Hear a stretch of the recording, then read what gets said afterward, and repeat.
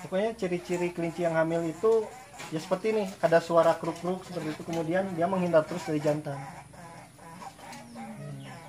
Sebenarnya ada cara lagi palpasi gitu.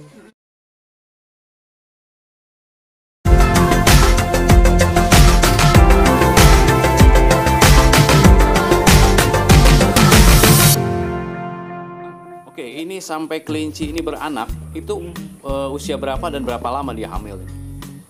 Pertama kali kelinci bisa dikawinkan itu rata-rata usia 6 bulan. 6 bulan udah boleh kawin? Udah bisa kawin gitu. Cuman untuk kelinci besar seperti ini disarankan sih usia 7 bulan 8 bulan baru dikawinkan. Oke. Terus sekali beranak tuh berapa itu? Oh ya, masa kehamilannya itu 1 bulan. Masa kehamilan 1 bulan. Udah langsung Langsung melahirkan. Ya. Wah. Kalau jumlah anakan sih bisa sangat bervariasi ya, antara 1 sampai 12 ekor. 1 sampai 12 ekor. Ya. Oh gitu ya. Wow, banyak juga berarti kalau sekali ini. Ya. Oke. Nah, pakannya apa ini? Kalau di sini pakannya itu pelet khusus kelinci. Kemudian ada rumput odot sama indigo vera, 3 itu aja. Oke, itu jenis rumput juga. Jenis rumput. Oke. Jadi dicampur antara pelet sama rumputan gitu. Ya. Aplikasinya sih saya biasanya pagi-pagi itu pakai rumput. Oke. Nanti malam itu ya rumput sama pelet. Oke. Kalau minum? Kalau minum diusahakan pakai nipel begini aja ya. Jadi maksudnya ad libitum tuh tidak terbatas gitu, harus selalu tersedia gitu. Kalau minum diusahakan seperti itu. Oke. Ini usia kehidupannya rata-rata berapa tahun ini kalau kelinci? Kelinci itu bisa hidup ya, dari yang saya tahu ya antara 10 lebih, bisa lah 10 tahun 10 lebih. tahun. Ya. Oke, tapi kelebihannya 8 bulan udah bisa boleh kawin dia ya kan? Gitu. Cuman kan tidak pasti gitu namanya kehidupannya. Jadi yang dijualnya indukan atau anakan nih sejauh ini? Yang sejauh ini anakan yang dijual. Anakan. Kirim kemana aja? Kalau kirim karena kita jualnya online ya, kebanyakan memang ke seputaran kota Bandung aja. Oke. Cuman beberapa konsumen juga ada yang dari luar kota, bahkan dari luar pulau. Ya, dari Palembang biasanya. Kirimnya gimana Pak? Nggak mati itu? Ya kita belajar terus lah untuk pengiriman gitu. Jadi selalu kita coba kirim, pertama ada evaluasi seperti apa gitu. Nanti kedepannya juga ketemu gitu bagaimana supaya kelinci ketika dikirim itu bisa hidup. Oke. Nanti artinya teman-teman yang ada di Sumatera, di Kalimantan, ya boleh juga ya misalnya seperti kesini ya untuk mendapatkan kelinci kita seperti ini. Nah, setelah kelinci ini berarti yang kedua adalah urin, ya kan? Ini produknya, Ya. sahabat. Berat banget. Kelihatan ya, ini urin kelinci. Ini gimana fermentasinya, prosesnya nih? Urin kelinci itu sebenarnya secara alami sudah ada bakteri-bakteri yang bisa memfermentasi secara alami gitu. Jadi caranya kita sebenarnya fermentasi anaerob, jadi tanpa ada oksigen bebas. Ya. Jadi secara sederhana bisa Anda simpan di dalam jerigen, nanti ditutup aja seperti itu. Jangan Tanpa sampai ada campuran apapun. Tanpa campuran apapun itu sudah bisa sebenarnya. Hanya saja waktu yang diperlukan akan sangat lama gitu. Nah, nanti karena dari proses fermentasi ini ada gas yang dihasilkan, mungkin jadi bisa dibuka tutup seminggu sekali. Seperti itu. Nah, karena mungkin kita perlu cepat ya untuk proses fermentasinya, biasanya ditambahkan molase dan EM4 seperti itu. Itu bisa lebih cepat proses fermentasinya. Itu bisa lebih cepat. Minimum berapa lama sih fermentasi kalau pakai 4 sama molase?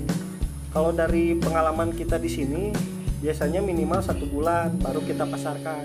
Urin ini konsumennya justru cenderung yang melakukan urban gardening, bukan ke pertanian. Oke. Karena mungkin yang orang-orang di kota kan literasinya berbeda gitu dengan petani-petani gitu. Kemudian dari segi biaya pun ya ini kan agak lebih mahal lah gitu dibandingkannya. Kemudian dari produksi kan yang petani itu orientasinya adalah jumlah produksi Masal, untuk bisnis lah seperti itu. Nah, apa sih keunggulan urin kelinci dibanding urin sapi lah, urin kambing lah segala macamnya ini?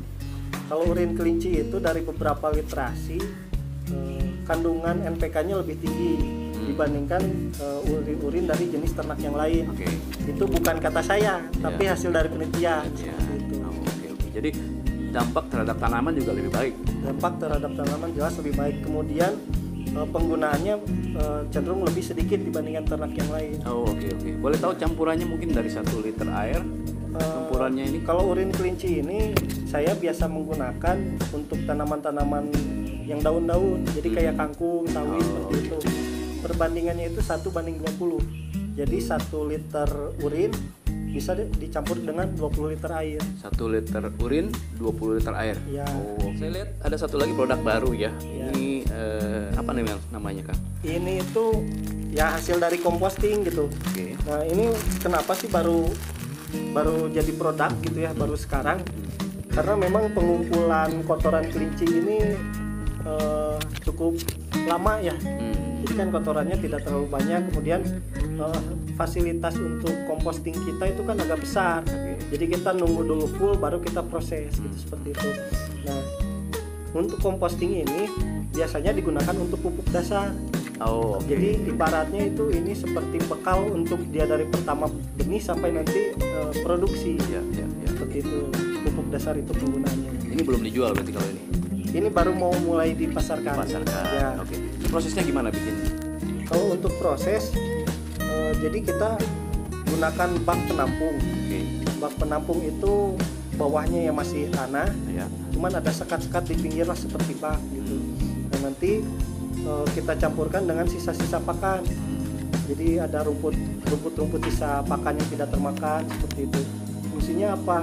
Dalam proses composting itu kan ada rasio karbon berbanding nitrogen yang perlu dipenuhi lah. Oke. Sehingga nanti proses compostingnya sempurna seperti itu. Jadi tadi tuh kotoran kelinci sebagai sumber nitrogen. Oke. Kemudian bisa rumput-rumput kering atau sisa-sisa pakan Campur dari gitu. hijauan dicampur gitu, seperti itu. Nanti kemudian kita siram Air biasa. air biasa. Oke. Yang penting lembab lah, nggak perlu terlalu basah. Ya. Nah keunggulannya kita bawahnya tetap tanah itu supaya air meskipun kebanyakan tetap nyerap ke dalam ke tanah. bawah. Jadi media untuk composting ini tetap lembab seperti itu. Nah kemudian ditutup dengan terpal supaya tidak terkena sinar matahari langsung. Oh, nggak boleh ya? Ya nggak boleh. Oke. Tapi tidak perlu kedap udara karena ya. ini prosesnya itu aerob. Jadi memerlukan oksigen. Nah nanti seminggu sekali nanti dibuka kemudian diaduk. Di sini kita pengolahan kotoran kelinci. Jadi proses compostingnya itu di sini. Seperti ini. Jadi seperti yang tadi saya jelaskan, kita itu punya bak ya, ada 3 bak di sini. Begitu nanti ini full seperti ini, nanti kita tutup pakai terpal. Kemudian nanti diaduk seminggu sekali gitu. Disiram dulu sampai lembab, nanti diaduk seminggu sekali. Oke. Ini pertama disimpan di sini, campur Ya, antara. campuran antara kotoran kelinci dengan sisa-sisa pakan ini sebagai sumber karbonnya. Oke. Dicampur lah, ya kan? Ya. Oke. Baru nanti disimpan ditutup sama terpal. Ditutup sama terpal. Oke. Berapa lama ya tadi? Ini tuh prosesnya biasanya kita 1 bulan. 1 bulan. Cuman karena supaya nanti ketika dipasarkan itu ada proses yang lebih sempurna lagi, biasanya kita 3 minggu sudah mulai packing. Oke. Nanti teman-teman yang mau menggunakan produk ini di rumahnya itu tinggal menggunakan tanah dengan produk ini 1:1 ya, dicampur. Dicampur. Oke. Kemudian disiram lagi, Oke. tinggal disimpan seminggu baru siap tanam. Oke. Tunggu seminggu dulu. Jangan langsung dikasih tanaman. Ya. Oke. Paham ya sahabat ya. Oke. Ini sebenarnya kotorannya seperti kotoran kambing ya. Ya. Kalau domba bentuknya bulat-bulat seperti ini. bulat-bulat. Oke.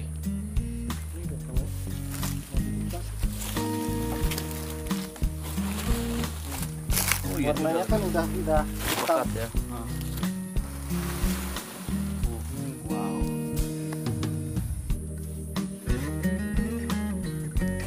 Nah, keunggulan composting ini kan sebenarnya nutrisi-nutrisi dari kotoran kelinci dan sisa pakan ini lebih siap diserap sama tanaman. Kemudian udah lebih sederhana, jadi tidak banyak proses fermentasi ketika nanti diaplikasikan ke tanaman gitu. Sehingga kan kalau orang bilang itu biasanya panas-panas dari kotoran itu ya karena belum terfermentasi, jadi nanti secara alami di tanah itu fermentasi. Ya. Bukan Setelah 1,5 tahun bisnis ini pasti ada suka dukanya dong, ya kan? iya. Gimana suka dukanya, bisa berbagi? Kalau suka duka ya 1,5 tahun ini masih perjuangan ya. Jadi belum bisa bercerita banyak lah mengenai suka duka gitu ya. Tapi yang penting sih mau usaha apapun gitu ya, kita tetap berusaha, jangan putus asa, dan yakinlah seperti itu bahwa nanti kita akan sukses gitu. Kalau saya sendiri berprinsip ibarat sebuah permainan ya, ketika permainan yang pertama kita gagal, seenggaknya kita udah tahu gimana cara bermainnya. Daripada kita berpindah ke permainan yang baru gitu, kita harus belajar lagi. Jadi ketika kita gagal, saya lebih memilih untuk mencoba lagi aja seperti itu. Luar biasa. Tuh, pelajaran. Jadi jangan mudah menyerah. Namanya membangun bisnis nggak gampang, ya kan? Jatuh bangun segala macam. Tapi lanjutkan, ya kan? Seperti itu. Oke, Opik. Terima kasih atas penjelasan informasinya. Sukses terus, ya. Oke, maju terus usahanya. Kita doakan, ya. Oke, demikian sahabat video kita kali ini tentang peternakan kelinci milik Kang Opik. Semoga bermanfaat. Silahkan isi kolom komentar di bawah. Sampai ketemu di video-video berikut.